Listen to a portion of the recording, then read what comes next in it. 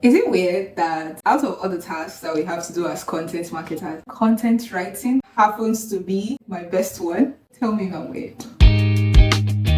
Hey guys, welcome to Anything Content. My name is Naomi Salami, and today I'll be telling you about the tricks I use to getting a 2,500 word article. Actually, any word article, but this was a clickbait, and I wanted you guys to know that it was very specific. So if you're new to this page, please subscribe, like, and share with anybody that you feel would like this content. Don't wait till I monetize it before you guys start doing it. So the first trick I use is getting a plan. Getting a plan involves doing research on the audience that I'm going to be writing to or writing for, then knowing their age bracket, knowing their likes, their dislikes around that topic, then doing a content outline or arranging a content outline, because this content outline will determine everything, including the introduction that you're going to write. Yes, trust me. Number 2, research like your job depends on it, because it does. This is a trick I use. I copy and paste the topic on Google, then I check under what people search for, write out each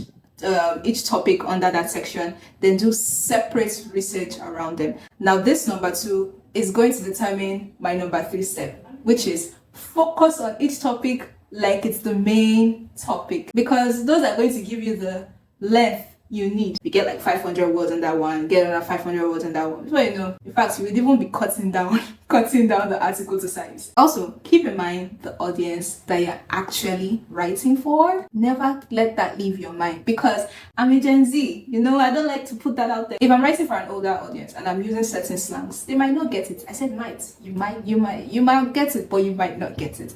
And also, if I'm writing for my people, for my generation of people, and I'm using certain things that are so ambiguous, I'm not saying we're not smart, we're smart, but sometimes simple is always better. Which brings me to my next point. Avoid complicated words. Clarity is always the best. Honestly, you don't want to overdo. No one wants to read an article that they would have to be going to search every time for each word on Google just so that they can get information. They become tiring and they bounce. Clarity gives like a very nice flow in your article, and it makes it easy. Let's be honest, we have a very short attention span in this day and age, so the simpler it is, the better.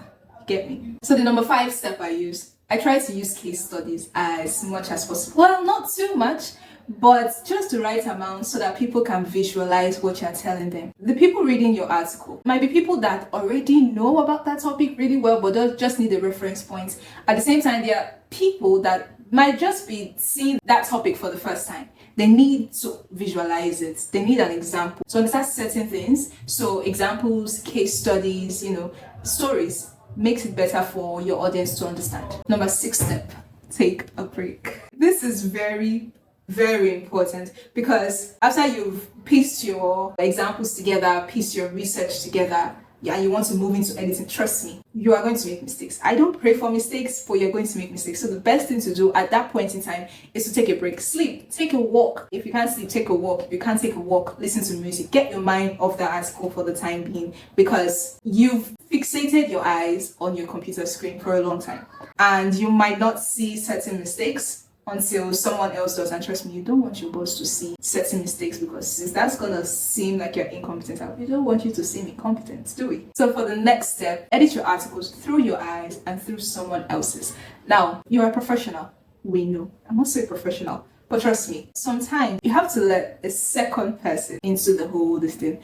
Yes, at the end of the day, you can put your article on ChatGPT or Grammarly to check for errors, but there would always be that one comma or that I that is in a word that you don't expect it to be, that would always, forgive my language, but you up, and we don't want that. So what I do is I send it to a friend or a colleague to help me go through, right? Most times it's my friend. They help me go through the article, and if I'm not able to do that at the time, I pray on it and hope that I have been able to dot the I's and cross all the T's. So that's it for the tricks I use to get a 2,500 word article, again, or any article at all. I hope you guys found this video very interesting, insightful, and hopefully it helps you in the nearby future or in the faraway future, any future at all. I will see you guys in my next video, and again, I promise it's going to be as insightful and educative as this one. Don't forget to subscribe if you haven't yet. like, and share this video with anybody that you feel might need it. See you guys in my next video. Bye.